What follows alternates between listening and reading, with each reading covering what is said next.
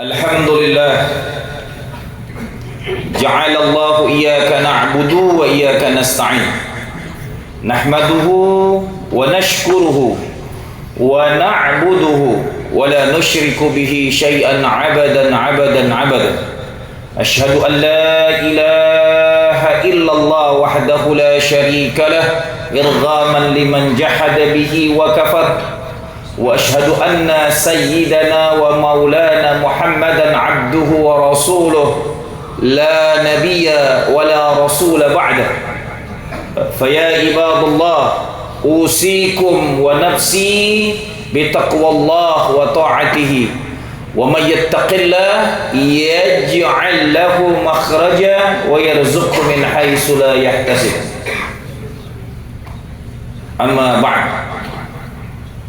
Jamaah salat Jumat, para kekasih Allah sekalian yang rahmati Allah Subhanahu wa taala. Semoga kita semua selalu dalam limpahan nikmat-Nya, ridha-Nya, berkahnya, diberikan Allah kesehatan yang paripurna, diberikan Allah kelimpahan rezeki, dijadikan Allah keluarga kita keluarga yang sakinah, mawaddah warahmah, anak-anak kita pewaris tauhid kepada Allah Subhanahu wa taala, dan dijauhkan dari kekufuran, kemunafikan, kemusyrikan dan kekafiran. Nauzubillah min dzalik. Saya mengajak diri saya dan kita semua yang hadir di khutbah Jumat ini menjadi salah satu kewajiban kita menghamba kepada Allah Subhanahu wa taala. Mari selalu menikmati syukur dari batin kita yang paling dalam, dari hati kita yang paling diresapi. Karena syukurlah yang akan menjadikan hidup ini makin nikmat. Ibarat bunga, ketika tidak disiram maka dia tidak akan tumbuh. Begitulah syukur, itu adalah siraman batin kita kepada Allah. Makin terus disirami maka dia akan makin menikmati tumbuhnya kenikmatan iman kepada Allah Subhanahu wa taala.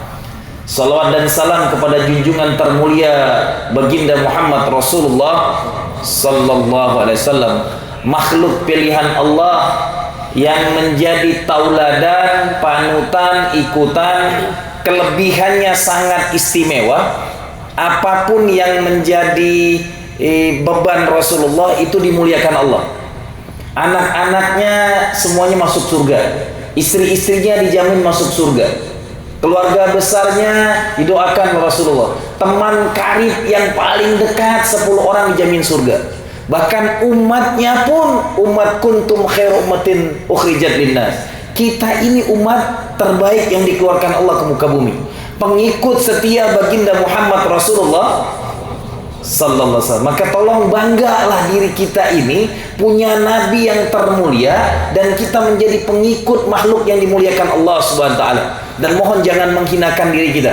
Syaratnya adalah nabi ini adalah khatamul anbiya wal mursalin, penutup para nabi dan rasul.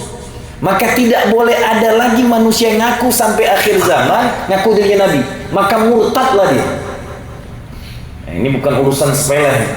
Kalau saya pengen mengatakan rukun Islam pertama itu adalah mengucapkan 2 kalimat syahadat, yaitu asyhadu an la ilaha illallah wa asyhadu anna Muhammadar Rasulullah. Maka hukum mencintai Rasulullah itu rukun Islam, bukan wajib, rukun.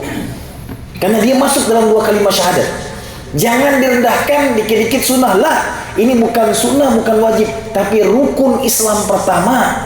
Syarat sahnya seorang muslim mengucapkan 2 kalimat syahadat baru muslim. Dan ini syarat menjadi pribadi yang memahami rukun. Maka mencintai Allah dan Rasul itu rukun Islam pertama. Batallah dia ketika ada kecintaan selain kepada Allah dan Rasul. Maka mohon dengan sangat, siapapun dia muslim, ketika dia ngaku dirinya nabi, murtadlah dia. Karena ini masalah rukun. Semoga kita memahaminya lebih baik lagi dan mencintai Rasulullah melebihi diri-diri kita sekalian. Karena mencintai Rasulullah insya Allah akan bersamanya kelak di jannahnya. Amin ya rabbal alamin. Yang ketiga, saya mengajak diri saya dan kita semua yang hadir, mari kita selalu memperbaharui takwa kita kepada Allah Subhanahu wa taala. Karena takwa inilah pesan yang disampaikan oleh para anbiya terdahulu, para ulama, sampai mimbar-mimbar khutbah Jumat, dimanapun ada khutbah Jumat, dia menjadi rukun khutbah harus menyampaikan kalimatut taqwa. Ya. Dan tidak sah khutbah Jumat ketika tidak mengajarkan kalimatut taqwa. Maka saya mengajak kepada antum semua yang hadir, takwa ini wasiat para anbiya. Ujung dari kehidupan seorang muslim yang bertakwa, la jazaa'a liman yattaqillah illal jannah. Tidak ada balasan bagi orang yang bertakwa kepada Allah kecuali kenikmatan jannah Allah Subhanahu wa taala. Semoga akhir hayat kita dicatat oleh Allah menjadi hamba yang muttaqin. Amin ya rabbal alamin. Jamaah yang dirahmati Allah, di khutbah ini saya mengambil judul tentang Islam dan kepemimpinan kekuasaan. Ketika kita bicara tentang kepemimpinan kekuasaan, banyak ayat, banyak dalil, banyak hadis yang memberikan reward yang sangat istimewa. Bahkan satu aliran sampai keluar dari ulama mengatakan keluar dari Islam karena masalah imamah kepemimpinan. Syiah itu keluar dari Islam bukan masalah tauhid duluan, tapi masalah kepemimpinan. Saking sakralnya kepemimpinan, maka dalil-dalil syariahnya pun sangat kuat, memuliakan, menyanjungnya. Bahkan kita mulai dari hadis tentang doa aja, thalathatun du'a'u la yuraddun. Tiga generasi, tiga orang, tiga watak, tiga sifat makhluk doanya yang tidak tertolak. Yang pertama, imamun adil, pemimpin yang adil. Nanti hadis lain, sab'atu yudhilluhumullah fi dhillin yawman la dhilla illa dhilluh. 7 golongan yang akan dinaungin Allah, yang ketika yaumul mahsyar tidak ada naungan kecuali naungan Allah. Yang pertama dinaungin Allah, imamun adil. Pertama kali yang dinaung pemimpin yang adil. Nanti ketika lihat bicara Allah tentang ketaatan, ati Allah wa ati Rasul, baru yang ketiga langsung wa ulil amri minkum. Taati Allah, taati Rasul, dan pemimpin yang benar-benar taat dengan Allah dan Rasulnya. Jadi 3 ketaatan nih. Ulil amri harus ditaati. Tapi ulil amri yang taat dengan Allah dan Rasulnya. Jadi bicara tentang kepemimpinan, peradaban Islam yang paling siap dengan data, dengan sistem, dengan aturan yang lengkap membicarakan kepemimpinan. Maka muslim yang cuma sibuk sholat, ibadah, puasa, zakat, tapi kepemimpinan dianggap sepele, maka dia melepaskan khittah rabbaniyah, jalan yang dibimbing oleh Sang Khalik Allah Subhanahu wa ta'ala. Dalam surat An-Nur ayat 55, ini saking janji Allah. Wa'adallahu alladhina amanu minkum wa 'amilus shalihat la yastakhlifannakum fil ardi kama istakhlafa alladhina min qablikum wa liyumakkinanna lahum dinahum alladhina irtada lahum wa liyubaddilannahum min ba'di khawfin amna ya'budunani wa la yushrikuna bi syai'a wa man kafara ba'da dhalika fa ulaika humul fasiqun. An-Nur ayat 55. Ini benar-benar Allah memberikan garis besar yang sangat luar biasa. Wa'adallahu alladhina amanu. Allah berjanji kepada orang beriman.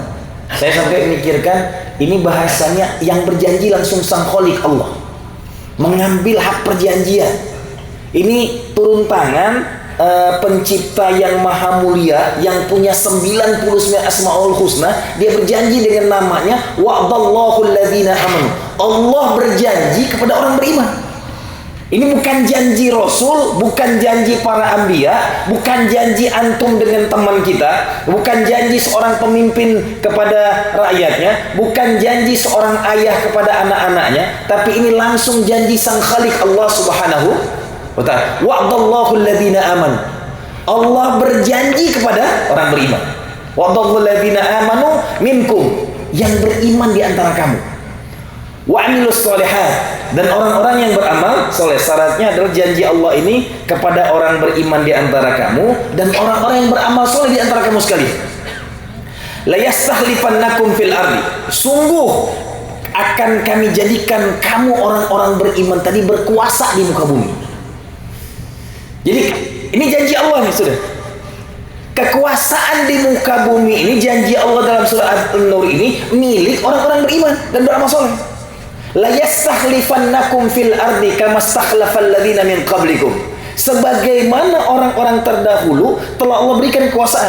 Para nabi Allah utus ke muka bumi ini menjadi penguasa semua. Tidak. Hatta baginda Muhammad Rasulullah sallallahu alaihi wasallam. Nah, di sini Allah mentakkidkan, mengambil hak hidup sang Khalik ini, hak kekuasaannya disampaikan. Aku berjanji kepada makhluk yang bernama, cirinya orang beriman, sungguh pasti kamu akan menjadi penguasa di muka bumi. Syaratnya aminu wa amilus sholihat, berimanlah, beramal soleh. Jadi kalau sampai pemimpin itu tidak beriman dan beramal soleh, maka cerminan rakyatnya tidak ada di situ. Maka akan dikasih pemimpin-pemimpin yang selalu batin. Maka janji Allah ini hubungannya berimanlah kita dan beramal solehlah kita, baru Allah akan kasihkan kekuasaan itu kepada kalian. La yastakhlifannakum fil ardh, sungguh pasti aku akan jadikan kamu penguasa. Jadi kekuasaan bukan hal sepele. Yang turun tangan berjanji Allah Subhanahu wa taala, janjinya nggak main-main. Janjinya dengan dua ciri, orang beriman yang beramal soleh. La yastakhlifannakum fil ardi kama stakhlafal ladzina min qablikum wal yumakkina lakum dinakumul ladzina irtadha. Sudah Allah sampaikan tadi, pasti kamu akan jadi penguasa di muka bumi, dan Allah akan wal yumakkina lakum, dan Allah akan tabatkan kedudukan kalian fil ard, di muka bumi. Lahum wal yubaddilannakum min ba'di khaufin amna, dan Allah akan menggantikan semua carut marut kekacauan di mana-mana dengan keamanan. Syaratnya yang memegang orang beriman. Jadi kalau dunia ini pengen aman, tentram, nyaman, tolong dicatat di otak kita, 1300 tahun dunia dipimpin oleh peradaban Islam. 1300 tahun tanpa ada moneter, tanpa ada kezoliman, yang tinggal di negeri muslim semua aman. Mau kafir harbi, mau kafir zimmi, cuma membedakan perlakuan saja. 1300 tahun dunia dipimpin oleh peradaban Islam. Tidak ada penzoliman, semua haknya dijalankan. Hatta dalam perang pun Islam punya adab dan peradaban yang luar biasa. Nggak boleh membunuh anak kecil, tidak boleh memperkosa wanita, tidak boleh membunuh orang-orang tua jompo, tidak boleh membakar rumah, tidak boleh memakar pohon-pohon. Ada perang saja luar biasa detil. Bagaimana Islam akan zalim? Jangankan ada perang, sesama muslim saja membunuh seorang muslim itu adalah lebih hina daripada makhluk seisi dunia. Makanya innamal mu'minuna ikhwah itu lengkap banget. Satu mukmin dengan makhluk itu saudara yang sangat mengikat dengan iman. Saking kita diajarin adat yang paling detil. Maka agama ini membimbing kita memahami bahwasanya kepemimpinan itu adalah fitrah basyariah yang diberikan kepada orang-orang beriman. Kedudukan ini telah dijalankan oleh peradaban Islam selama 1300 tahun tanpa cacat, tanpa ada kebatilan. Orang yang tinggal di Palestina ketika kepemimpinan Islam berkuasa 1300 tahun, 3 agama aman, nggak pernah perang. Nasrani, Yahudi, dan Muslim. Masa mak bisa ibadah? Dan tidak ada yang dizolim. Begitulah sistem Islam. Antum lihat, ketika kita mayoritas dari negeri manapun, orang-orang kafir di luar Islam nyaman hidupnya. Bahkan negeri ini mayoritas kita Muslim, yang memegang ekonomi juga Muslim. Saking amannya orang tinggal di negeri Muslim. Begitulah Islam datang. Maka ketika kita menjadi muslim, jangan ngerasa minder dengan bagaimana adab dijalankan, bagaimana kehidupan fitrah muslim itu adalah menjunjung tinggi rasa ihtiram kebersamaan. Coba ketika muslim itu mayoritas, wassalam, ditindas, dibunuh, diberangus, dibantai, diperkosa, dizinahi, semua itu nyata hari ini.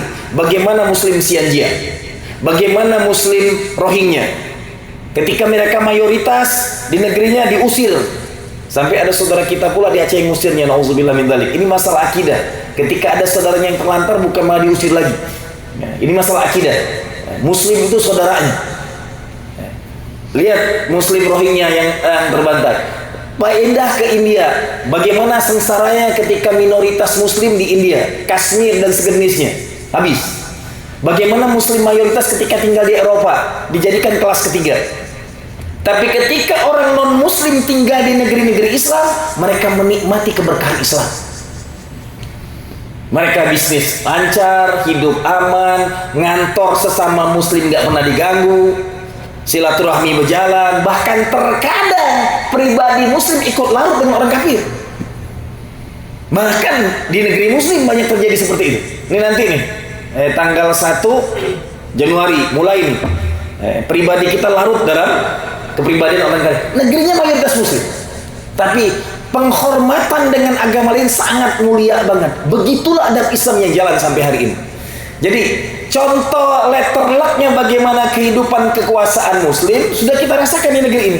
Maka yang kita butuhkan, dunia pengen aman, tentram, nyaman. Ketika peradaban dipegang oleh orang-orang beriman, maka kekuasaan itu akan memberikan keberkahan.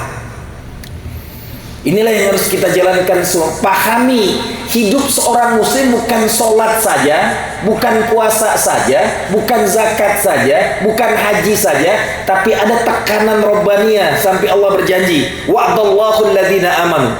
Allah berjanji kepemimpinan itu akan diberikan kepada orang beriman. Yang beramal soleh, pasti kamu akan diberikan kekuasaan. Jadi bahasa Allahnya, kekuasaan itu milik orang beriman. Maka selama kekuasaan tidak di tangan orang beriman, harus diambil. Begitulah perintah syariat. Nah, anak-anak muslim pahami, ketika memilih pemimpin itu adalah mutlak harus mukmin yang dipilih. Dan ini perintah syariat Allah. Dan kita semua harus melek peradaban Islam. Sayang, 1300 tahun kekuasaan Islam yang luar biasa itu bahkan pernah hancur Baghdad ketika meninggalkan kekuasaan utama dan jihad itu menjadi kehidupan umat Islam. Yang ada ilmu, kajian-kajian 1001 malam. Kota gemerlap yang sangat istimewa, penemuan-penemuan ilmu sangat istimewa di Baghdad. Ketika mereka kajian-kajian ilmu dan ilmu, tapi cuman tentara barbar Mongol datang, 2 juta lebih muslim di Baghdad hancur, dibantai habis-habisan. Tanpa izah, lautan airnya lautan darah. Ketika umat Islam meninggalkan pemahaman kekuasaan itu, ketika tidak di tangan orang-orang beriman, maka akan jadi batil. Nauzubillah min dzalik. Maka saya mengajak kepada diri saya dan kita semua yang hadir, mohon pahami, memilih pemimpin itu syariat Allah memerintahkan, diberi petunjuk dengan detil. Maka kalau ini kita masih cuek saja, tidak memikirkannya serius, maka kita tidak pernah memahami bahwasanya antum orang beriman, setiap orang yang sudah sholat 5 waktu antum mukminun. Maka orang beriman jangan berlepas diri dengan sistem yang ada hari ini. Kita sudah menyaksikan bagaimana sengsaranya muslim ketika minoritas di Gaza. 2 juta lebih muslim di penjara terbesar di muka bumi dengan benteng-benteng yang besar. Ketika minoritas begitulah umat Islam. Maka saya cuma mengingatkan kepada antum semua, kalau kita tidak pengen tertindas dan terhinakan di dunia ini, maka janji Allah ini amalkan. Semoga kita semua yang dijanjikan Allah kita bisa nikmati, karena kepemimpinan milik orang beriman, dan orang beriman harus yakin penghambaan hanya milik orang-orang beriman yang dijanjikan Allah Subhanahu wa taala. A'udzubillahi minasyaitonir rajim. Bismillahirrahmanirrahim. Wal 'asri innal insana lafi khusr illa alladziina aamanu wa 'amilus shalihaat wa tawassaw bil haqq wa tawassaw bis sabr. Barakallahu li wa lakum fil Qur'anil 'azim wa nafa'ni wa iyyakum bima fihi minal ayati wa dzikril hakim wa taqabbala minni wa minkum tilawatahu innahu huwas samiul 'alim. Alhamdulillah alladzi allafa baina qulubina fa asbahna bi ni'mati ikhwan. Asyhadu an la ilaha illallah wahdahu la syarika lah. Wa asyhadu anna Muhammadan abduhu wa rasuluh la nabiyya wa la rasula ba'dah. Allahumma salli wa sallim wa barik wa karrim wa azim ala habibina al-karim sayyidina al-ula wal maula Muhammadin sallallahu alaihi wasallam. Faya ibadallah, usikum wa nafsi bitaqwallah wa ta'atihi, wa may yattaqillah yaj'al lahu makhraja wa yarzuqhu min haitsu la yahtasib. Amma ba'd.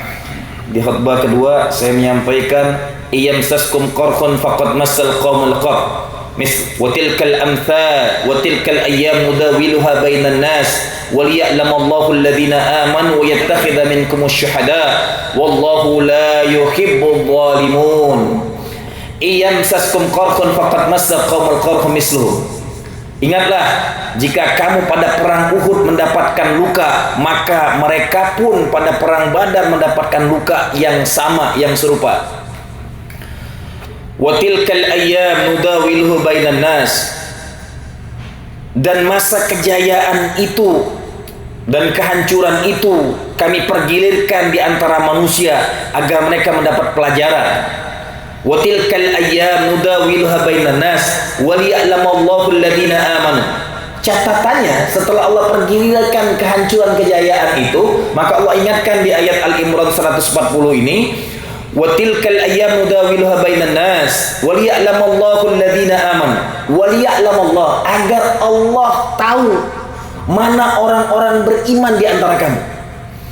Jadi pelajaran termahal dipergilirkannya kejayaan di muka bumi itu untuk orang beriman, jadi pelajaran ilmiah dan istimewa, terus dipelajari. Di mana kesalahan, di mana kekurangan, di mana kelemahan kita, pelajari detil agar kita wa yattakhidha minkum asyuhada, dan Allah menjadi saksi keimanan kita semua itu. Wallahu la yahdil qaumadh dhalimin. Allah tidak mencintai kaum yang zalim. Nauzubillah min dzalik. Maka kejayaan, kehancuran Allah pergilirkan. Dunia ini adalah ladang kita untuk menanam amal akhirat. Jangan sampai disia-siakan dengan hina. Jadilah pribadi muslim yang paham. Pemimpin itu doanya mustajab. Pemimpin itu membawa keberkahan. Pemimpin itu membawa keadilan dan kesolehan. Doa-doanya berkah, hidupnya sangat nikmat ketika pemimpin itu beriman kepada Allah. Tempat terbaik di taman surga nanti ketika 7 golongan dikumpulkan, golongan termulia pemimpin-pemimpin yang adil. Semoga kita bisa memilih negeri ini mendapatkan pemimpin yang adil, menjadi baldatun thayyibatun wa rabbun ghafur. Allahumma salli ala Sayyidina Muhammad wa ala ali Sayyidina Muhammad kama sallaita ala Sayyidina Ibrahim wa ala ali Sayyidina Ibrahim wa barik ala Sayyidina Muhammad wa ala ali Sayyidina Muhammad kama barakta ala Sayyidina Ibrahim wa ala ali Sayyidina Ibrahim fil alamin innaka Hamidum Majid. Allahumma ighfir lil mu'minina wal mu'minat wal muslimina wal muslimat al ahya'i minhum wal amwat. Allahumma ighfir lana dhunubana waliwalidayna waliwalidayna waliwalidayna waliwalidayna waliwalidayna waliwalidayna waliwalidayna warhamhuma kama rabbayana saghira.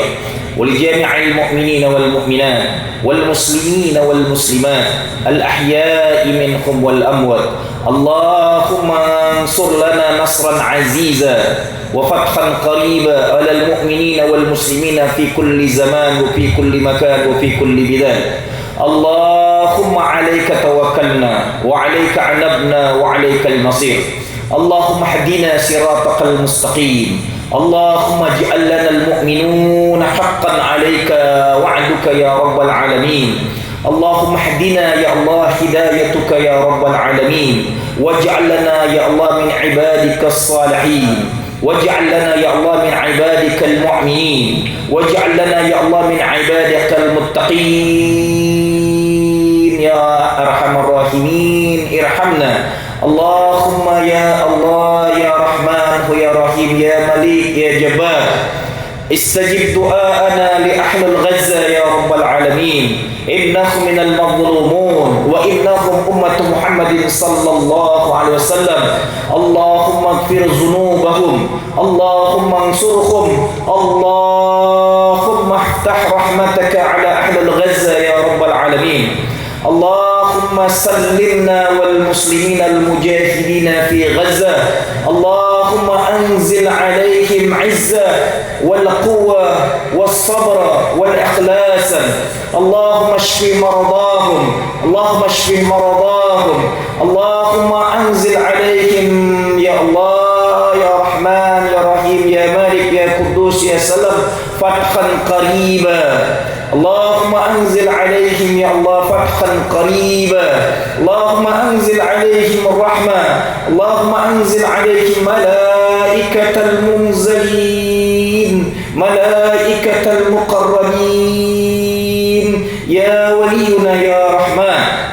Allahumma ya Allah, ketika baginda Rasulullah lahir, Masjidil Haram akan dihancurkan oleh tentara bergajah. Kau hancurkan berkeping-keping jadi debu ya Allah. Dengan tentaramu dari neraka jahanam kau kirimkan ya Allah burung-burung ababil membawa batu dari neraka jahanam.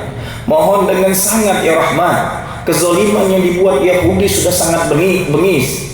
15.000 lebih syuhada Gaza yang dibantai, dibunuh, anak-anak kehilangan orang tuanya, wanita hamil baru melahirkan meninggal kedua-duanya. Hidup mereka makin hari makin sengsara. Rumah-rumah tinggal mereka dihancurkan dengan bengisnya ya Rabbal Alamin. Mohon ya Rahman, balikkan semua senjata canggih yang mereka punya. Bom-bom mereka kirimkan kembali ya Allah ke negeri mereka, hancur lebur di sana ya Rabbal Alamin. Allahumma ya Allah, turunkan sepedih-pedihnya azab ke Bani Israel, Yahudi yang selalu membuat onar di muka bumi ini ya Rabbal Alamin. Selamatkan ya Allah kaum muslimin yang ada di Gaza. Innahum mujahidun, mereka lah orang-orang yang benar dalam jihadnya ya Allah. Allahumma ya Rabbal Alamin, berikan kekuatan kepada mereka ya Allah. Turunkan tentara-tentara gaibmu membantu mereka ya Rabbal Alamin. Muliakan hidup mereka ya Allah. Terimakan di jannahmu kesyahidan mereka ya Rabbal Alamin. Dan akhiri hidup kami husnul khatimah. Wa sallallahu ala sayyidina Muhammadin nabiyil ummi wa ala alihi wa sahbihi wa barik wa sallam. Walhamdulillahi rabbil alamin. Ibadallah, innallaha ya'muru bil adli wal ihsan wa ita'i dzil qurba wa yanha 'anil fahsya'i wal munkari wal baghi ya'idzukum la'allakum tadhakkarun. Fadhkurullaha al-'azim yadhkurukum was'alu 'ala ni'amihi yazidkum wa la dzikrullahi akbar. Qimis shalah.